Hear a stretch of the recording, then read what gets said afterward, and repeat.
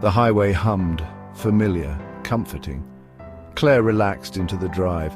Her parents' house, with its warmth and laughter, receded in the rear-view mirror. She thought of her own quiet apartment, awaiting her return.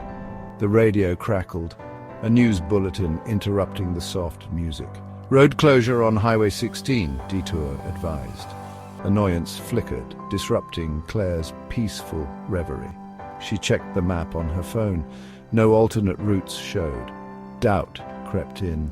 The highway signs started appearing unfamiliar. The route, once known by heart, seemed to twist and turn in the growing darkness. She felt a chill, despite the heater blasting warm air. Claire gripped the steering wheel.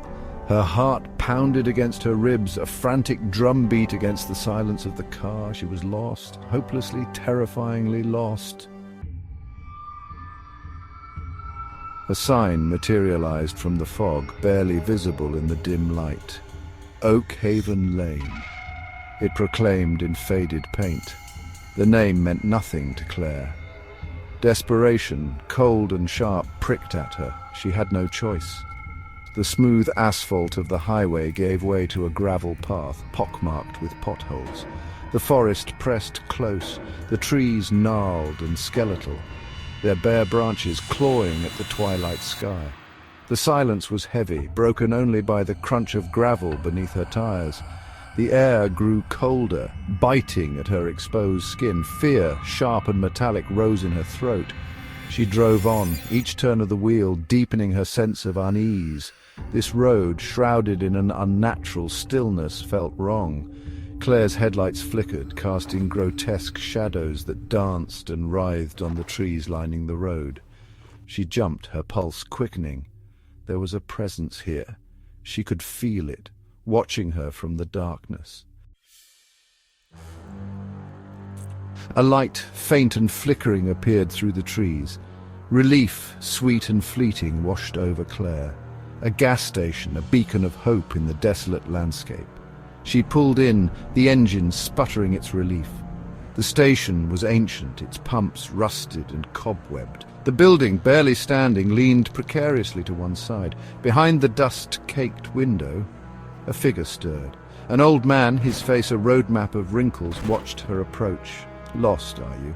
His voice was a dry rasp, barely audible.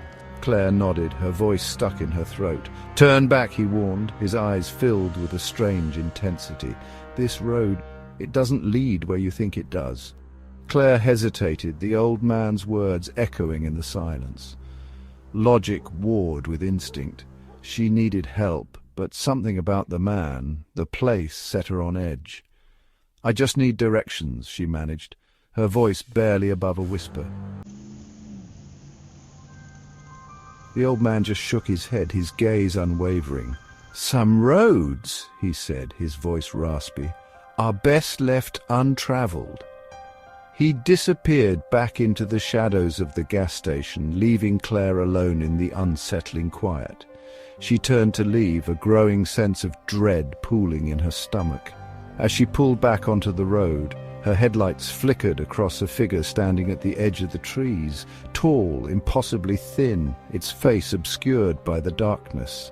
Claire gasped, slamming on the brakes. The figure was gone. She blinked, her heart pounding against her ribs.